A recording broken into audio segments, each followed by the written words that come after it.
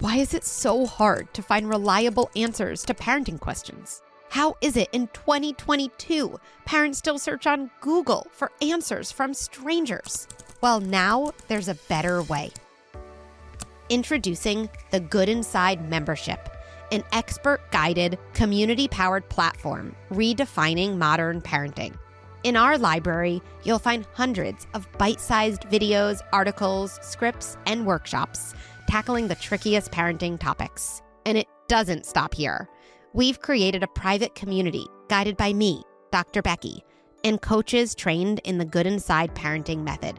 Here you can ask questions, connect with other parents, or attend a live event on a topic that matters to you. This is the parenting handbook that doesn't exist. This is parenting advice at your fingertips, where you need it, when you need it the most. This is Good Inside membership. Hi, I'm Dr. Becky, and this is Good Inside. I'm a clinical psychologist and mom of 3 on a mission to rethink the way we raise our children. I love translating deep thoughts about parenting into practical, actionable strategies that you can use in your home right away. One of my core beliefs is that we are all doing the best we can with the resources we have available to us in that moment. So even as we struggle, and even as we are having a hard time on the outside, we remain good inside.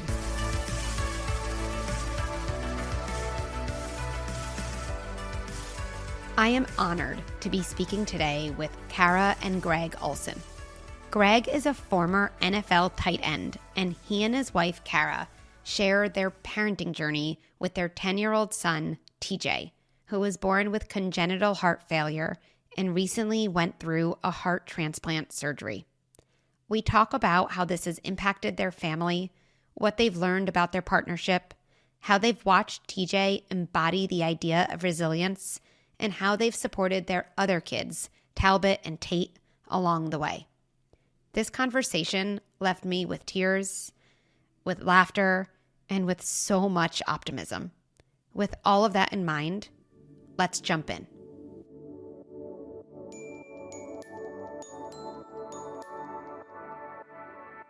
Hi, Greg and Kara. Welcome. And I am so happy to have you here and to be meeting with the two of you. Thanks for having us. Appreciate it.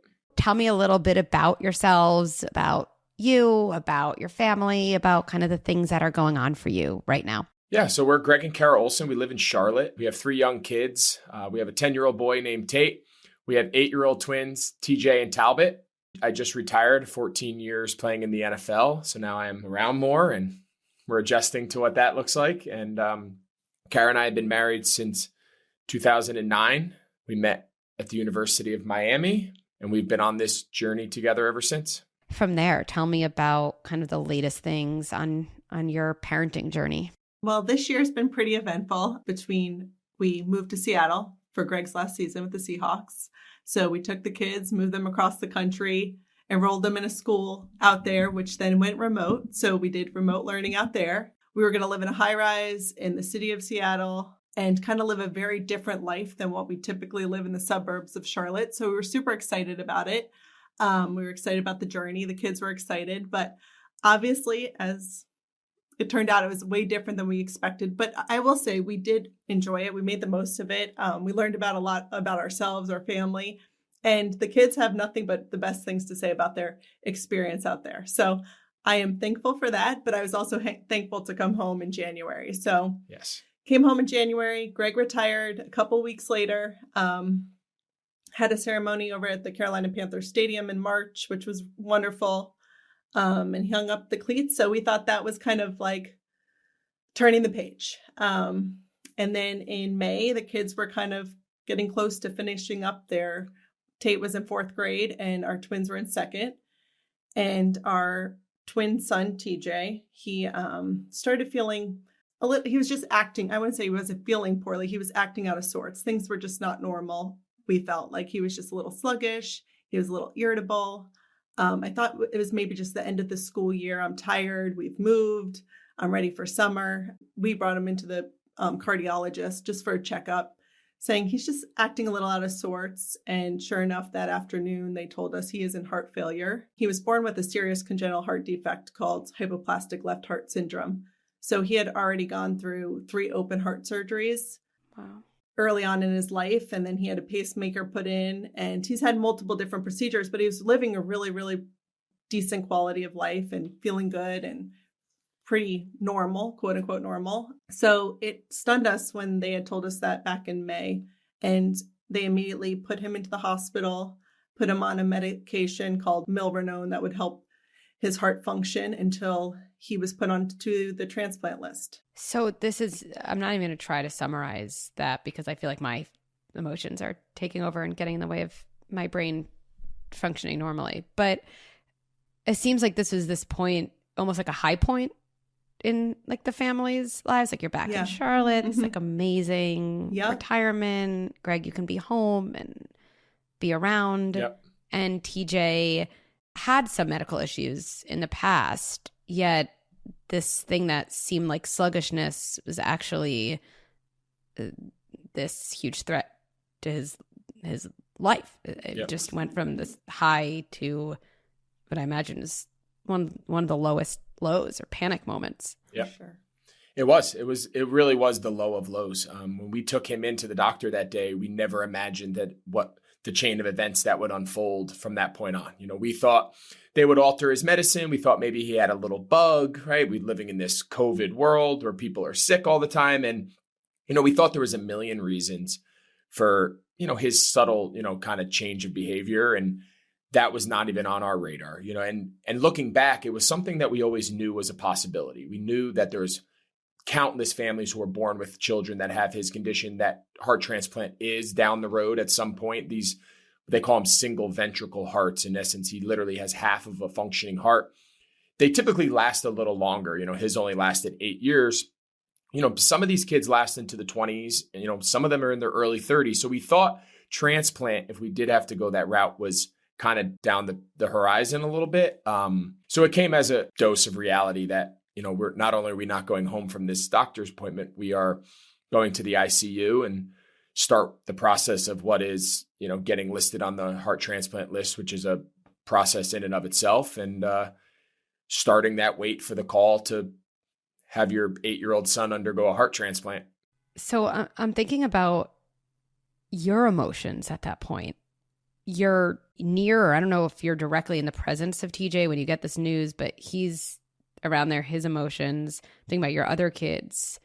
How did you do that? How did that all go? You know, it's kind of funny. We knew something was wrong, so we went in, and there was no real alarming. We met with one of the doctors. We thought it was a little strange that it was the heart transplant cardiologist who we knew just from our involvement with our foundation in the hospital. We had never seen him. He had never really taken care of TJ up to that point, obviously.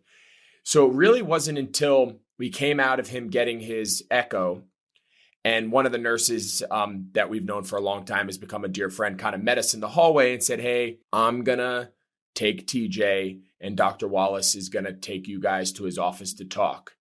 And we were like, "Okay, like, is everything okay?" And she was like, "No, like, Dr. Wallace will talk about it." And we were like, "Oh my God." You know, so like we knew when we walked out. So TJ at this point has no idea. He thinks he's just playing, what was he playing? Shoots and ladders. He was playing shoots and ladders in the room with a nurse that he's known since he was a baby, who to him was just like fun and playing. Like he had no sense of what was going on. And then it was time to break the news to him, you know, and we kind of composed ourselves the best we could, returned back to the waiting room where he was, and he kind of looked at us and was like, "You know, what's wrong?" And we were like, "You know, buddy, we're going to have to be here for a little bit. You know, the doctors, you know, your heart's not doing great. It's getting weaker, and we got to put you in the." We didn't say you're going to have a heart transplant. We just said, you know, you're going to have to go in the hospital for a little bit until the doctors kind of figure out what you need. And, you know, he started crying. He didn't want to go back to the hospital. He'd been there so many times, but that was what we had to do, and started the long summer of preparing for and then recovering from an 8-year-old having a heart transplant. Can you tell me more? I'm so curious about the way you communicate with him about this. This is, I mean, a heart transplant, right? Yeah. This is stuff no one prepares us to talk to kids about or adults. You two strike me as, it sounds like this nurse, in a way that felt harsh, but also just honest, was truthful. Like, everything's not okay. We've always been very honest with TJ from the get-go, with each appointment, each procedure, each surgery. I think the best thing to do is mentally prepare your child for what's coming, right? The positives, the negatives. And I think the more prepared they are going into it, the better it turns out. So at that point, we knew it wasn't good, but at that point, the doctors kind of framed it that we need to do further testing to see, will his heart be able to recover on this medication? We need to do a heart cath procedure to find out more, to see if he definitely does need a heart transplant at this point. So once the news kind of settled and we got him into his hospital room and we settled a little bit too, we kind of said, here's the different options, TJ. So that was a Thursday. That Tuesday, he was getting his heart cath. And we said, right now, we got to get you on this medication in the hospital. We'll take a few days. We'll make the most of them. And then we will see what happens on Tuesday and see the status at that point. So obviously, came Tuesday, we found out, it is what they expected. TJ will need to be put on the heart transplant list. And we just sat him down and said, we tried to look at all the positives. We said, yes, there's a ton of unknowns. We don't know how long we'll be here. We don't know when you will get a heart. Obviously, that's scary.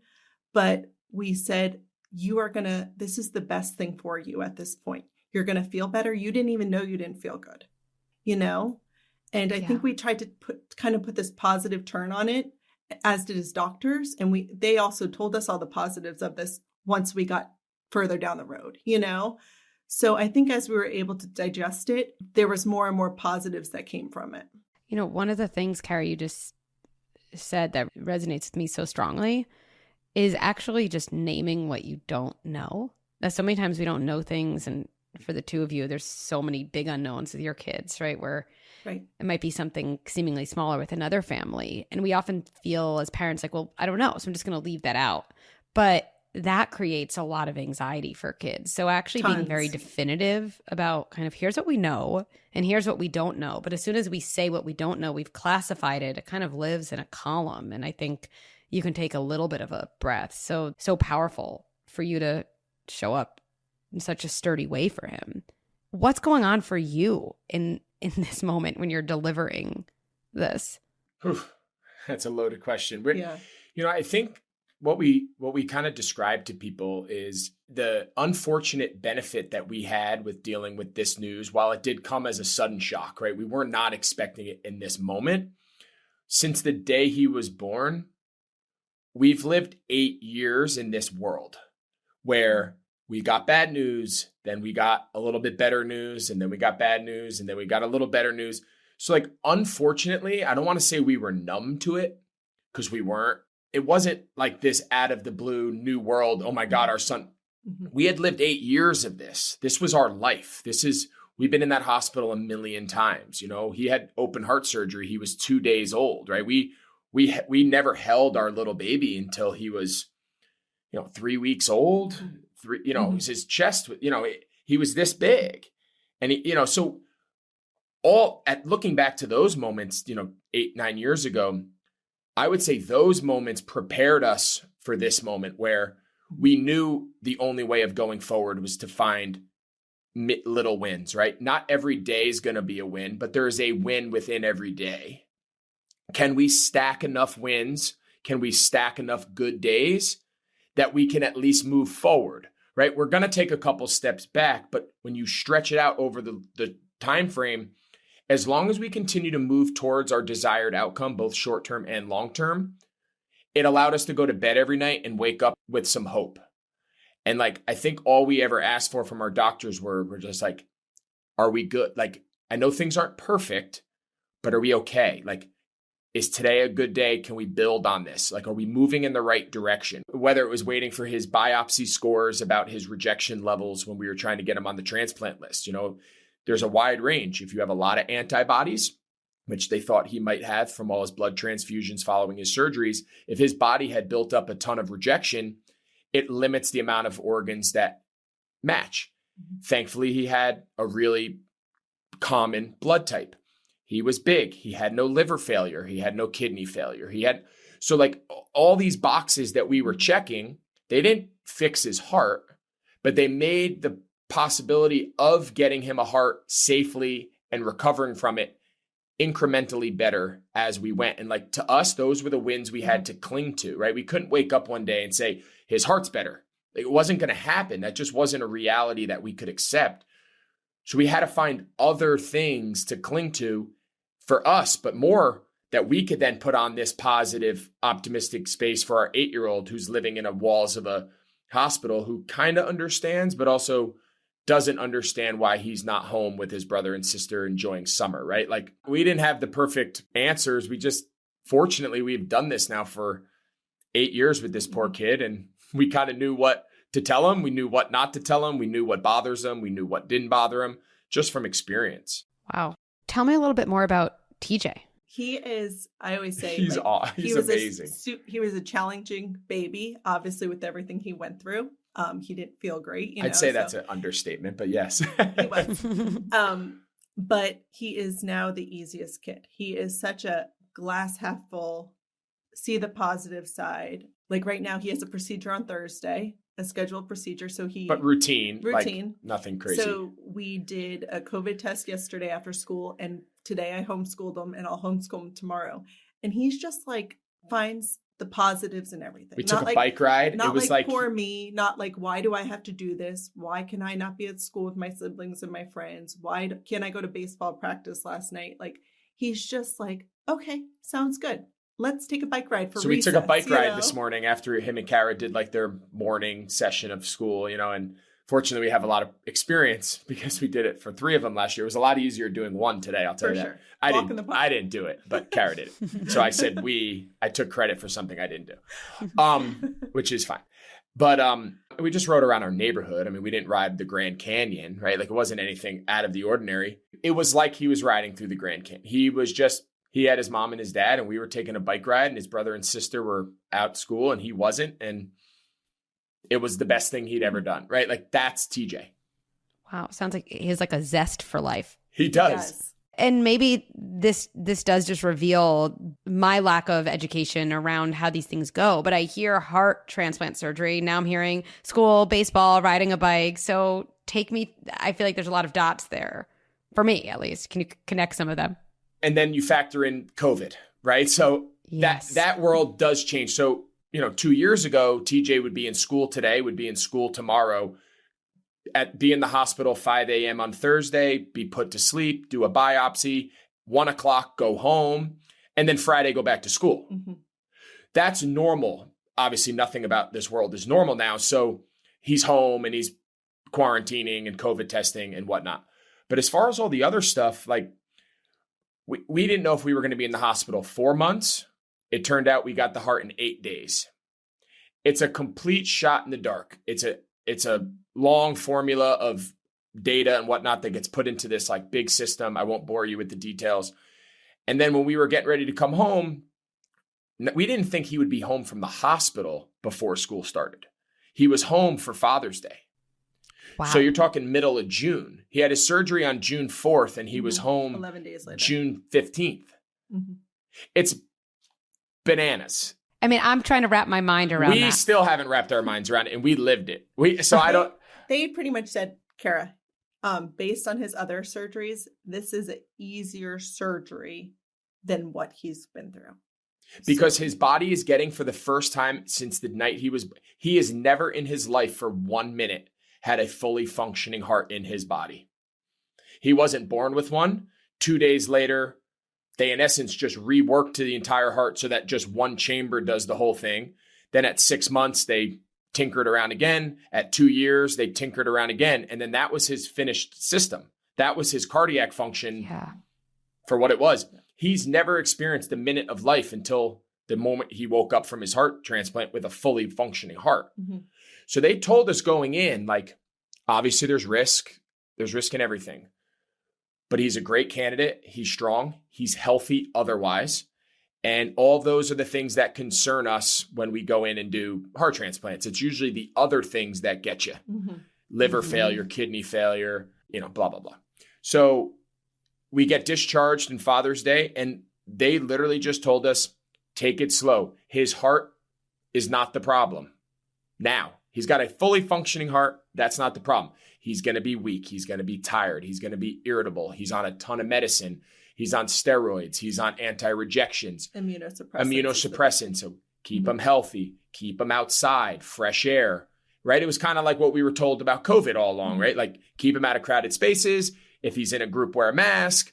And if you're going to see people, just do it outside. Like it was pretty much simple as that. And he got stronger, and the first day he could barely make it to the end of the driveway, just on like a little walk, and it was hot and it's the summer.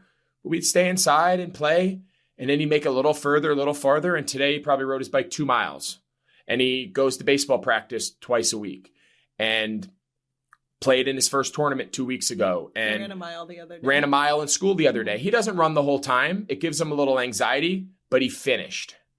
Right. So like the time is irrelevant, TJ. You could come 10 minutes behind the last kid. The time is irrelevant.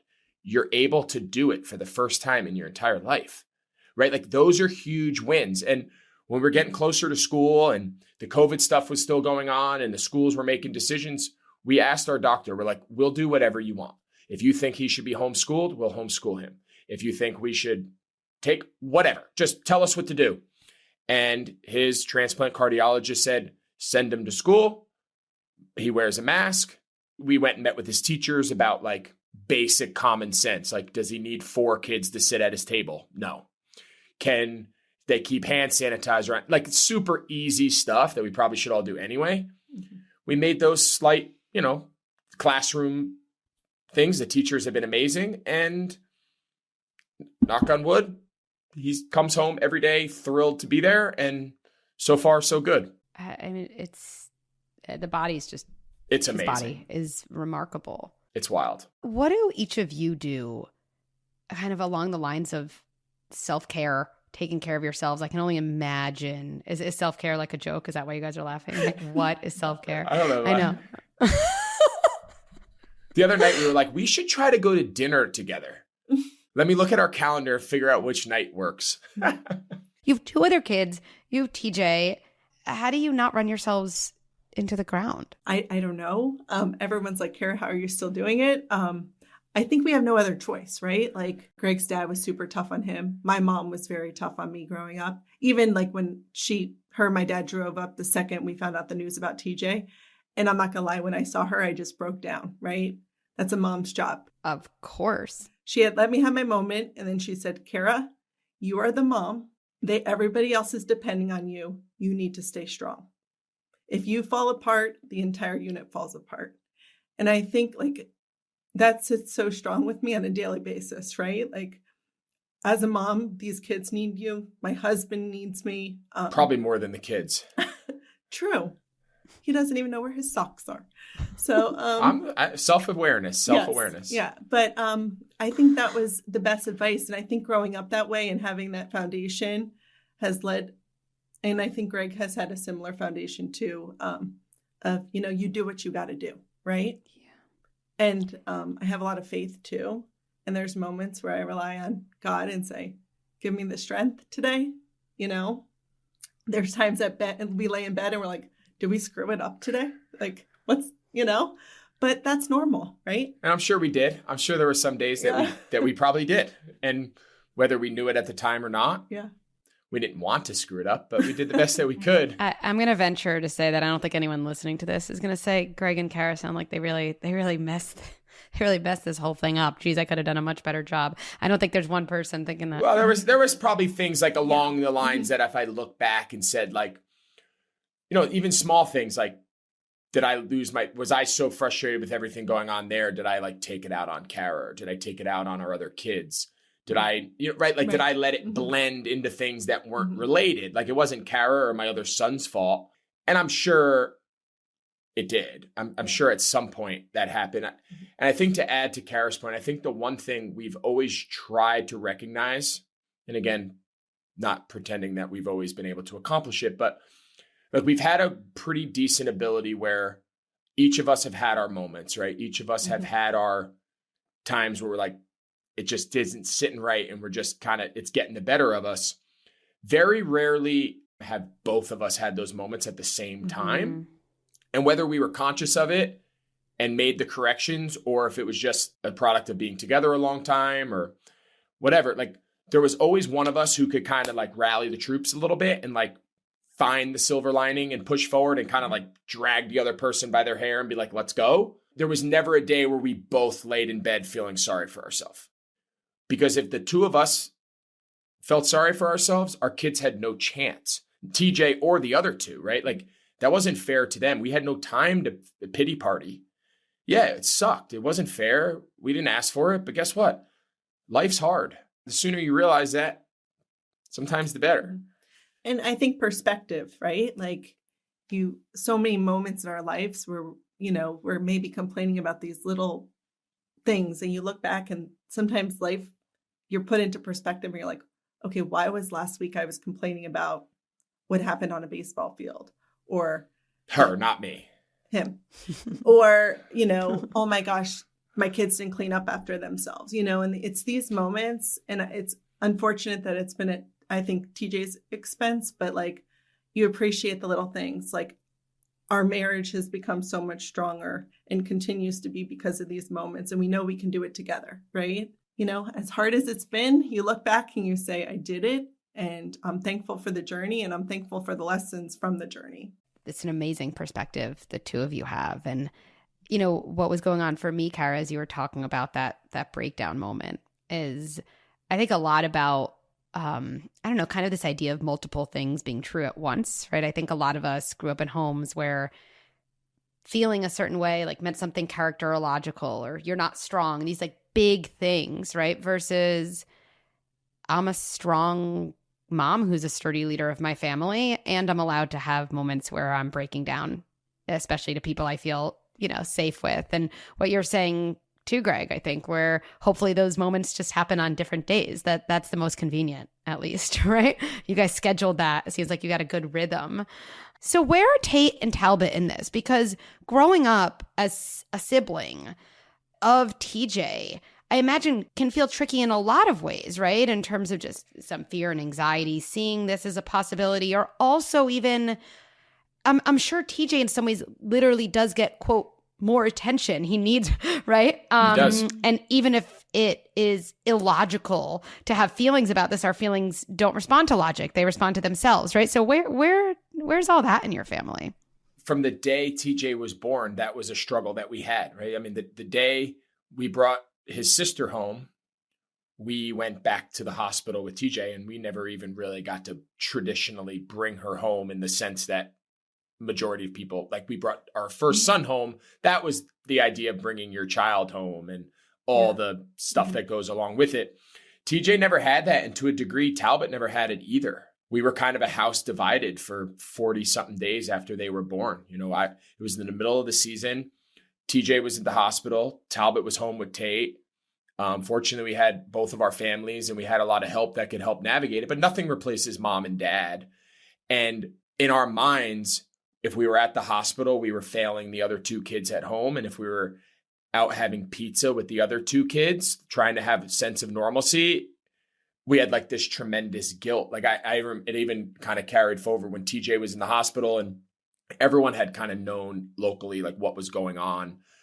People were pretty aware of the story.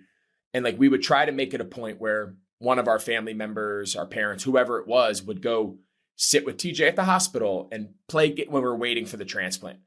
And he was completely normal. Like he was playing air hockey and taking walks and coloring. He was a blast in the hospital because he felt fine. And Kara and I would like take the other two for pizza. And like, we would both walk in and have this like weird feeling like, is everyone here? Like, why are the Olsens? I just read an article that their kid's waiting for a heart transplant and he like could die. And they're out having pizza on a Friday night. And like, we really had to say to ourselves, like, you know what? Screw them. I hate this. I'm sorry for the language, but like, I had harsher language in my head, but I'm glad you said that. If people are going to pass judgment because we're trying to find one night a week of normalcy for our other two kids, so that was something we had to kind of work through as well. Like there was all these mixed emotions about was serving one failing the other. And we really just came to the conclusion, and I don't know if it's just because we just convinced ourselves that it was true or not, but we really just came to the point where the circumstances are what they are. They're out of our control. We cannot let this rule us. We cannot let this control every decision we make, because if we do, no matter what we do, we're wrong. The conflict of the kids being in two separate locations and the kids being divided and TJ getting a lot of the family attention, we're really proud of the way the other two have handled it. They were old enough this time around. They were babies. They don't even remember TJ's first couple surgeries, but they were, 10 and 8. And Talbot, his twin sister, and him are just super connected. It's the twin thing is real. And we say it to ourselves a lot, they could have been a lot more selfish. Our son never had his 10th birthday party. He had a birthday, obviously, but he never had a 10th birthday party because we were in the hospital. It was 2 days after TJ's transplant, and never made it about himself. And, those are the moments that you look back as parents and say, we mess a lot of things up, but somehow along the line, we got something right. One of the things I'm sure that helped your kids or continues to help them access that perspective is it sounds like there's other moments where you do see their need to have pizza with their parents as valid, right? We don't need to compare. Is that as valid as sitting with the son who's waiting in the hospital? It's you can't put them on a seesaw next to each other.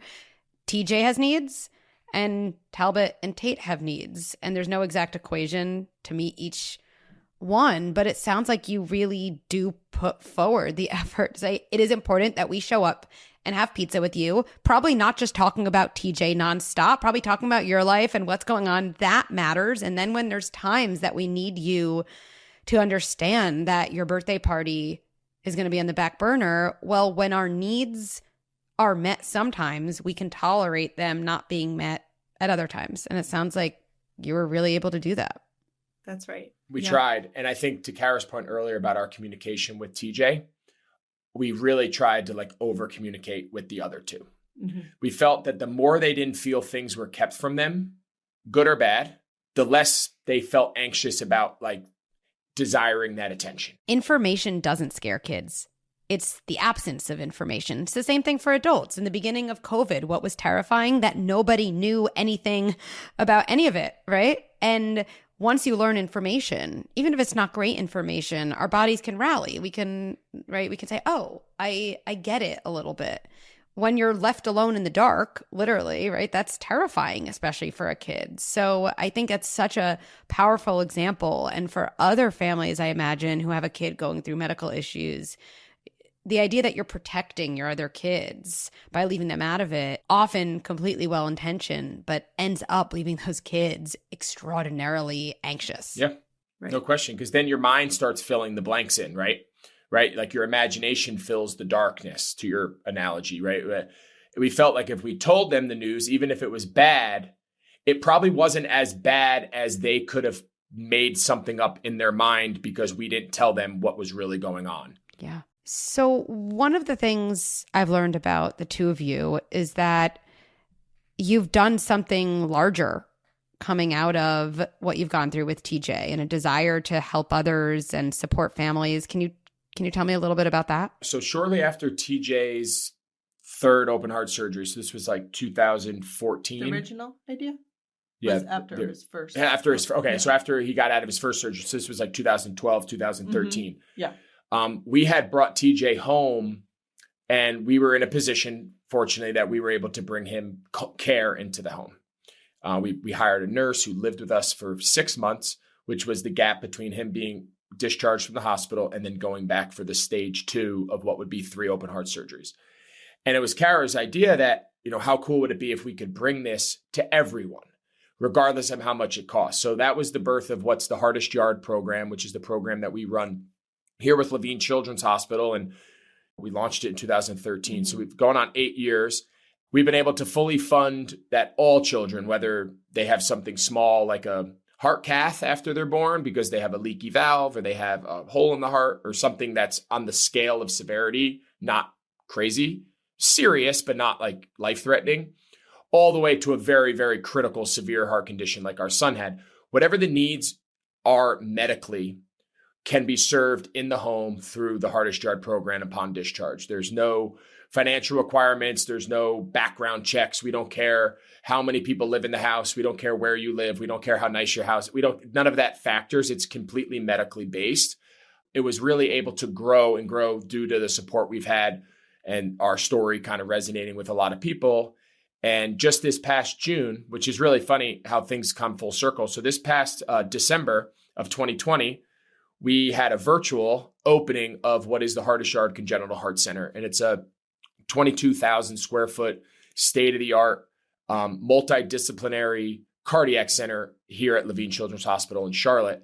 And it's all the subspecialties from heart transplant, which at the time we funded this, we had never stepped foot into heart transplant. So that's December of 2020, it opens.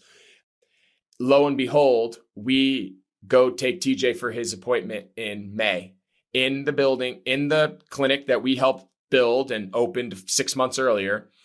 And he was diagnosed in that clinic by the transplant team who was able to move into this brand new state-of-the-art clinic as a result. And now TJ will do his monthly checkups for the first year there, and then his subsequent periodic checkups for the rest of his life at the Hardest Yard Congenital Heart Center right down the street from our house. So we're very passionate about our foundation. It's something that we spend a lot of time and energy on. And to meet families who come up to us in the pizza parlor, at our 5K, on Instagram, and say, like, this baby, and they're holding them in their arms, right? Like, this baby went through your program. We had one family one year say, I'm here running in your race with my baby's name on my shirt with all my closest friends because the nurse, the Hardest Yard program, the nurse you provided us, is home caring for my baby.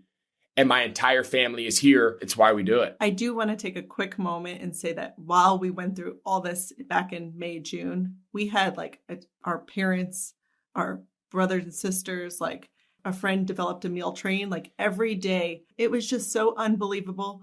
The support we got from the city of Charlotte, it touched our hearts. Wow. What have you most learned about yourself through all this? Because I think for all parents, if we're doing parenting well, our kids teach us way more than we teach them. But I'm sure in your case, that's probably very true. I think, like you said, we learn more from our children. And I think like TJ's strength and our other two children's strength has given Greg and I such peace, Yep. We thank God every day for like blessing us with 3 of them, blessing us with TJ's journey. I think blessing each of them with each other. And I think as long as we give them love and support and guidance and accountability every day, all in all, we hope Hopefully that they turn out okay. Yeah. And I would say, I would wish TJ would not have to go through this. Like if I had a magic wand, of course, I would say, I wish he never went through any of this. And the day he was born till today, he lived a completely normal life like his brother and sister and never went through any of this. Having said that, I wouldn't change what the rest of us went through. I don't know if a lot of the things we do now, a lot of the things that we value, our marriage, being parents, being children, to their grandparents, like how we are patients, like some of us more than others. I don't know if all of that would be the same if we hadn't gone through the last year 8 journey. And I know it's so crazy because I don't want TJ to go through it, but I don't want us to not go through it. So it's like this weird kind of parallel. But as far as things that I took away, and I truly mean this, like the understanding, right? When we first got married, like we had been dating since college. It was fun. It was new. We enjoyed each other for a long time. And that was the next step. But like, you don't really understand how important that partnership is until like your world is completely upside down and you're all you got, right? Like that relationship and like valuing how important it was to have like a partner in life, and not only the mother of your kids, but like someone who just like could really get in the thick of this and like be on your side and go forward day in and day out and do it together. Like, I wish it wasn't through adversity that you get that perspective to how important it is, but like, I can't stress to people enough, just like if you're going to get one thing right, like figure out who you're going to do your life with. Because if you get that right, you can pretty much handle the rest. And I know it's hard, like not everyone gets it right, and it's not anyone's fault in a lot of cases, but like I can't stress enough just how important it's been. Like it was Kara that we could do it with versus someone else, you know? And I truly mean that. Like that's a huge... Thank you. You're welcome. I mean, making me emotional. I believe that. But like I, in my heart, like truly believe that it made the whole thing possible. I feel the same way. Thank you. She might not, but that's okay. That's for another episode. No, I enjoyed this. This was a lot of fun. This was awesome for us. It was like a free session. Oh, We're gonna go have lunch and later. We're gonna have the rest of our day is gonna be smooth now. She's gonna seriously. She's gonna kiss me tonight. She's gonna give me a hug. All good things.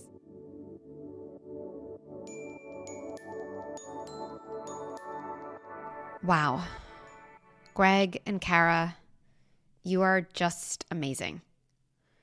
I am so grateful that Greg and Kara let me in on their parenting journey. I learned so much, and I'm guessing you did too. This is an episode where summing things up with key takeaways, it just doesn't feel right. So instead, I'm just going to let this one sit.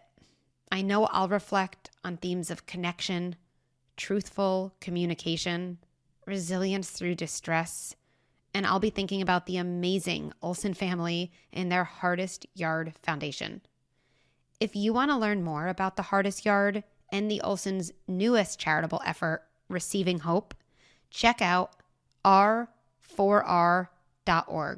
That's the letter R, the number 4, then another r.org. Thanks for listening to Good Inside. Let's stay connected. At goodinside.com, you can sign up for workshops and subscribe to Good Insider, my weekly email with scripts and strategies delivered right to your inbox. And for more ideas and tips, check out my Instagram, Dr. Becky at Good Inside. Good Inside is produced by Beth Rowe and Brad Gage, and executive produced by Erica Belsky and me, Dr. Becky. If you enjoyed this episode, please take a moment to rate and review. And if you really like the episode, please share it with someone you know. Many of you tell me that sharing an episode has allowed you to start conversations about tricky topics with spouses or extended family members, and to bond and connect with fellow cycle breakers. I actually do read each and every review, so please know that your feedback is meaningful to me. Let's end by placing our hands on our hearts and reminding ourselves, even as I struggle and even as I have a hard time on the outside, I remain good inside.